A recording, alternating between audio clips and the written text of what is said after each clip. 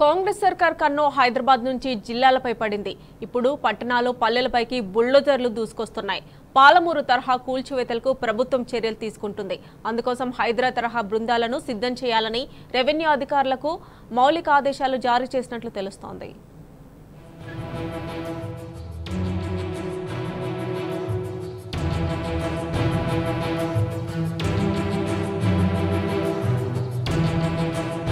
ఇన్నాళ్లు హైదరాబాద్ లో పేదల ఇళ్లపైకి దుంకిన బుల్డోజర్లు ఇప్పుడు జిల్లాలోకి దూసుకురానున్నాయి.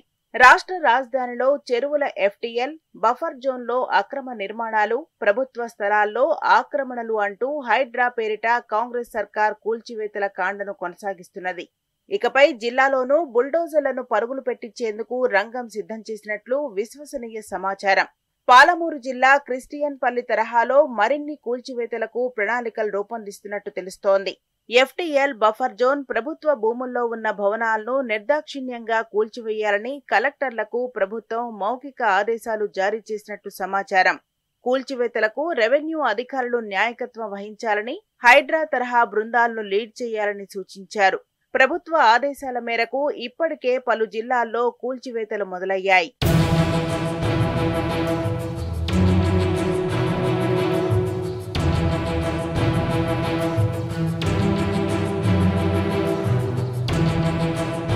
సిద్దిపేట జిల్లా కేంద్రంలో గురువారం తెల్లవారుజామున 2 ఇళ్లను అధికారులు కూల్చివేశారు.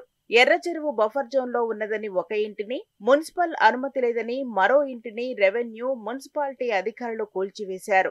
ఎర్రచెరువు సమీపంలో ఓ వ్యక్తి ఇల్లు కట్టుకుని నివాసం ఉంటున్నాడు. అతడి ఇల్లు బఫర్ జోన్ లో ఉన్నదంటూ రెవెన్యూ అధికారులు నేలమట్టం చేశారు. మరో 5 కుటుంబాలకు నోటీసులు ఇచ్చినట్టు తెలిసింది. పట్టణం 5వ వార్డులో తప్పుడు ధృవీకరణ పత్రాలతో అనుమతి పొంది ఇల్లు కడుతున్నారనే ఆరోపణతో మరో ఇంటిని కూలగొట్టారు. మున్సిపాలిటీ అనుమతి లేకుండా, అనుమతించిన ప్లాన్ ప్రకారం లేకుండా కట్టిన ఇళ్లను అక్రమ నిర్మాణాలుగానే గుర్తించి కూల్చివేస్తామని మున్సిపాలిటీ అధికారులు హెచ్చరించారు. గతేడాది ఆగస్టు 23 తర్వాత సిద్దిపేట పట్టణంలో 58, 59 జీవోల కింద పట్టాలిచ్చిన దాదాపు 200కు పైగా ఇంటి స్థలాలకు రీవెరిఫికేషన్ చేయాలని నిర్ణయించినట్టు తెలిసింది. సంగారెడ్డి జిల్లాలోనూ రెవెన్యూ అధికారులు ఓ ఇంటిని కూల్చేశారు. కొండాపూర్ మండలం మల్కాపురంలో నర్సింహులు అనే వ్యక్తి భవనం కట్టుకున్నాడు. దానికి గ్రామ పంచాయతీ అనుమతించింది. కాగా పెద్ద చెరువు ఎఫ్టీఎల్ ను ఆక్రమించి భవనం కట్టాడన్న కారణంతో కూల్చివేశారు.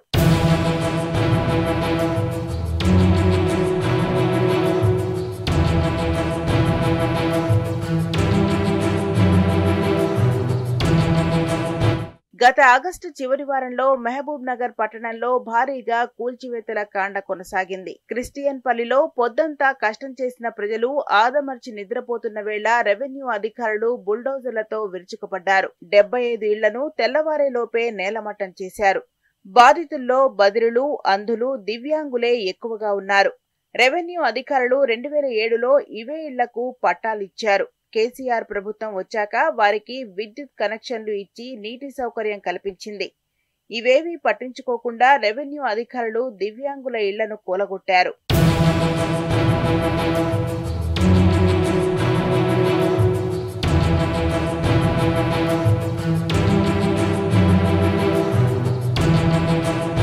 ఈ నెల మొదటి వారంలో రంగారెడ్డి జిల్లా రాయదుర్గం మండలం మల్కం చెరువు వద్ద 40 ఇళ్లను సేల్లింగంపల్లి రెవెన్యూ అధికారులు కూల్చివేశారు.